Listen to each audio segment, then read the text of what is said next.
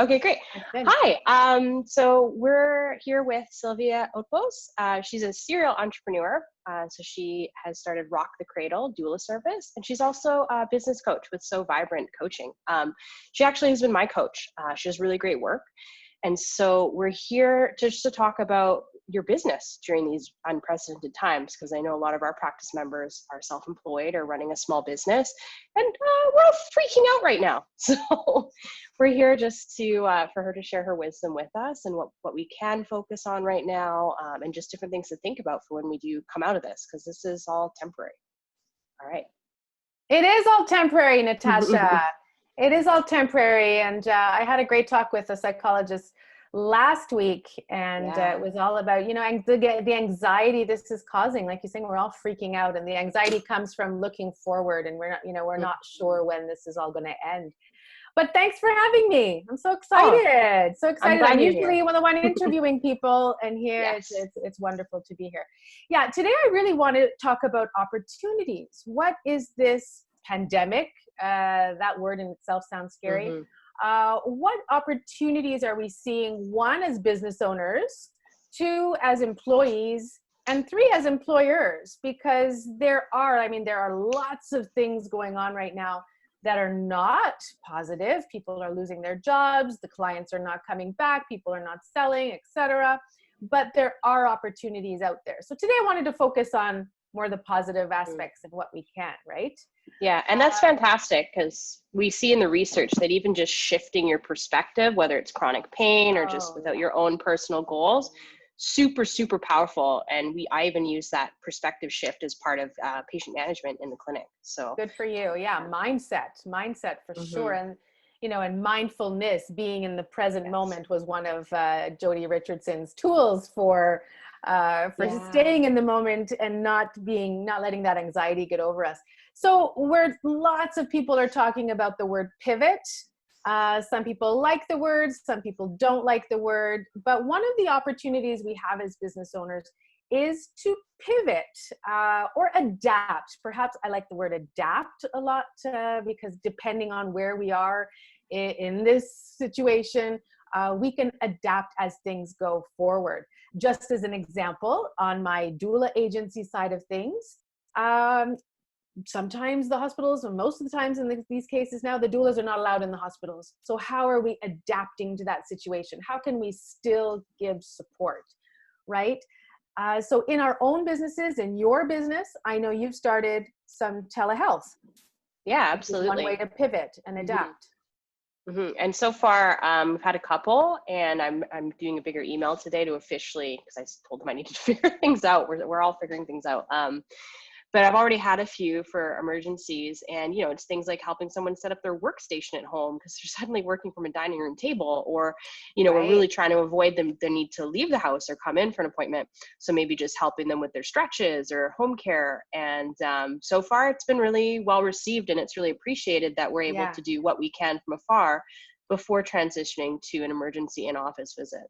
That's right. Here where I live in Montreal, the doctors started using that, and gosh, did they jump on this system. I know they've been setting it up for a long time, and you've said in BC, where you're from, they've been doing this for years, but Quebec is always slower. They jumped on this, and one of the doctors here in Verdun said she, in a few days or maybe even 2 days, saw 60 patients, and most of the cases were covered without seeing anybody in person, right? So that is a wonderful example of how we're pivoting.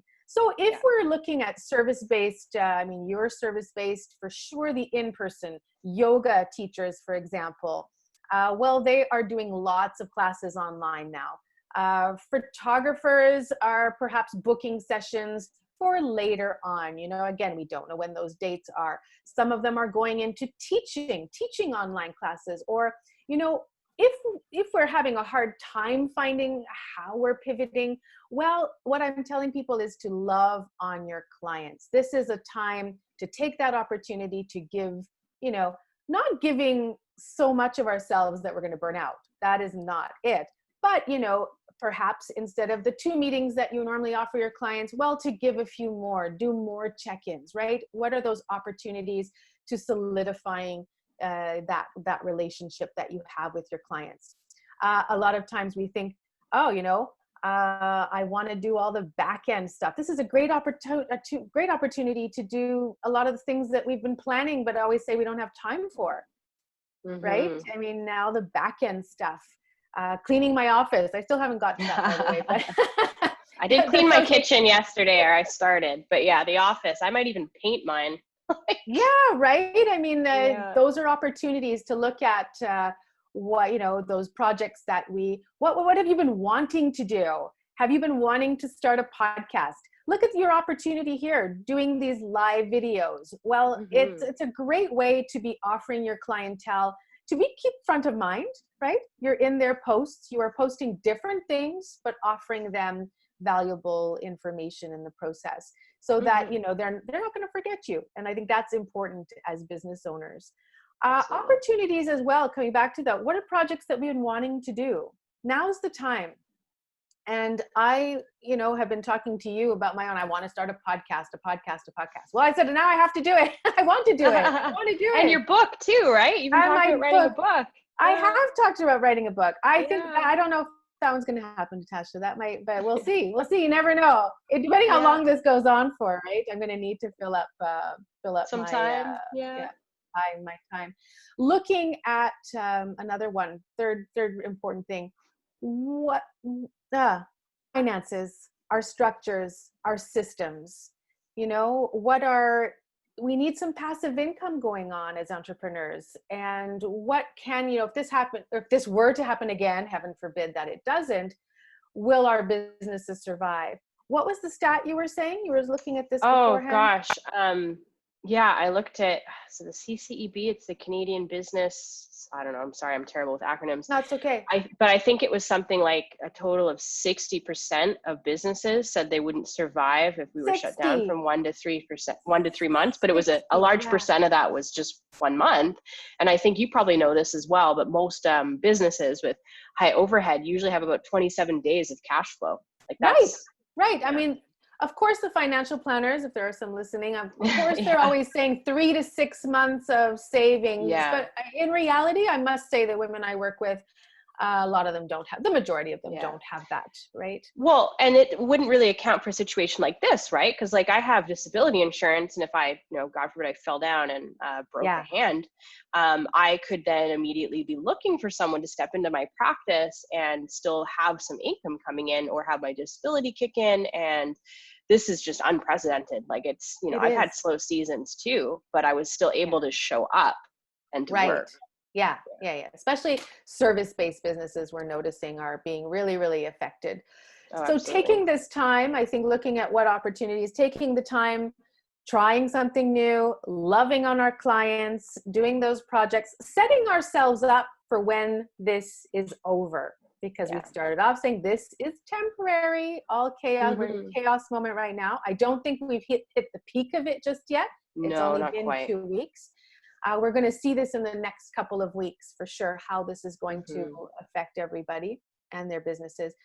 But and how is that going to look like? Preparing for when we do come back. That's why I'm saying don't drop off the map.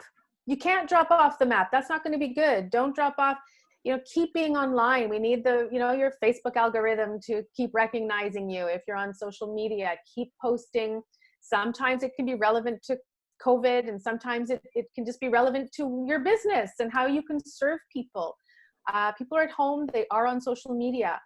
Now's the time. I'm not saying to bombard them, but preparing your re-entry, because I think you're going to have a huge waiting list, Natasha. Oh yeah, I'm sure I'm going to have extended hours. I already have like really kind notes. So thank you to everyone that's leaving those. For people that are canceling or rescheduling, is they're like, oh, take care of yourself. And, and they want to make sure that I'm safe. And that's why too, like you have to make decisions about your own safety. I've decided that unfortunately I'm only going to see existing practice members, because we have that rapport. And I know that they care about me just as much as I care about them. So yeah, exactly. Hairdressers, Natasha, we were saying, we want to get on our hairdressers waiting list. I said, I am not really blonde. And I said I would Yeah. never see my natural hair color again. Well, surprise. The Yeah, universe had right. other plans. I'm going to see it sooner than I thought. I thought I Yeah. would just go from blonde to gray to white, but no, Yeah. so that's interesting. But yeah, preparing for our comeback, because there will Mhm. be, and it just matters of time wise, right? Yeah. Oh, absolutely. And we were talking too about how I'd like to set up a little menu at the top of my website. So if someone is Mm. new and interested, that they could join an email list. And once things are Yes. open, because to be honest, I'll probably keep my first maybe up to 10 days just for current practice Yeah. members, as I can then Yeah. email those people and get them on my schedule. So, Exactly. Exactly. Let's go into employees, because this is, as business owners, many of your clients are employees. yeah. Great opportunities here if we look at it. There are a couple of them. If you like your job, let's start with if you don't like your job. It's like when you go on vacation and you start thinking about how you don't like your job. Well, those are signs. Those are signs, and I always urge people to think about them and therefore act on them eventually. What is it, where can we take that opportunity to change, so that we are happy in our work? So if you're finding yourself extremely extremely happy that you're home and you don't have to go to work and this is a good thing, well, maybe take this time to think, what would you actually like to do? Right? Where are the opportunities for you that when you do go back, maybe go back to a different job, same company, or maybe change companies, or maybe if you've been wanting to start your business, start setting this up now so that when you do go back, you'll have that opportunity to maybe switch. I know it's scary. I know these thoughts are scary. Switching, I worked in a large institution for a long time, and they had great benefits and great vacations and all of that. But if you're unhappy, we don't want to spend our time being unhappy. And I think this pandemic is showing us that, right? It's showing the flaws that we have in all of our structures on this planet. Hmm. Mm. Yeah, absolutely. Like, I've spoken to a few people in industries that'll remain unnamed, and they're realizing that it's a certain type of structure where people aren't trusted to work from home. And then I'm talking to Right? others where they actually have a higher rate of productivity working from home. So I'm excited that this might allow for a transition into like a Mhm. 30-hour work week and people working from home a little more often. Like my Yeah, boyfriend. in terms of employers, right? This is Yeah. the opportunity, is how can my staff look, we are still being productive. It Hmm. doesn't work for all businesses, of course, but where it does work, where can I take those opportunities? And especially we talk a lot about flex hours, like you said, 30-hour work weeks for new parents who, can't, don't want to work the 40 hours, but, we're such in these I don't know, patriarchal, but old-fashioned That's what it is, though. Yeah. structures, right? Hmm. Old-fashioned structures of business. Well, I think this is an opportunity to change that. And I am really worried that things are just going to go back to the same old Yeah. way. And I'm enticing everybody to think about how ourselves, what we want in life, and how to now spur on our employers to making big changes, Hmm. especially if it works. Well, and I mean, we even had someone that we see like regularly under wellness care, and we reached out to them and we're chatting, and they actually now have, without their commute, they have more time for yoga and for stretching, and Right? they're loving Ring Fit Adventure, and so they actually feel really great. Like, they'd like to get back in when we're reopen, but they've never really felt better because they have a little bit Right? of more flexibility in More their day life, and time more, for yeah. exercise. It's like it can be anywhere from an hour to another 2 hours a day. That's Yeah, huge. that's huge. That is huge. And sometimes as employees, we realize, well, it's not actually, I love what I do, but it's just that structure that doesn't Hmm. support the lifestyle that I want. And when I'm talking lifestyle, it's not about, going off on a yacht for 6 months of the year, right?